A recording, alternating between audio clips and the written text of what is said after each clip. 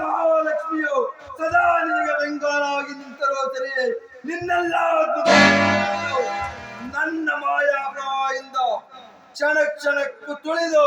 ನಿನ್ನ ಬಾಯಿಯಿಂದಲೇ ಶನೇಶ್ವರನ ದೊಡ್ಡವನೆಂದು ಕರೆಸಿಕೊಳ್ಳದೆ ಹೋದರೆ ತಿನ್ನಲು ಅನ್ನವಿಲ್ಲದೆ ಒದೆಯಲು ವಸ್ತ್ರವಿಲ್ಲದೆ ಸೇರಿಸಿ ತುತ್ತು ಅನ್ನಕ್ಕಾಗಿ ಪರರ ಮನೆಯನ್ನು ಸೇರಿಸಿ ಕಳ್ಳತನದ ಅಪವಾದ ಮೇಲೆ ನಿನ್ನ ಕರಾಚರಣವನ್ನು ಕೈಗೊಳ್ಳುತ್ತಿದ್ದರೆ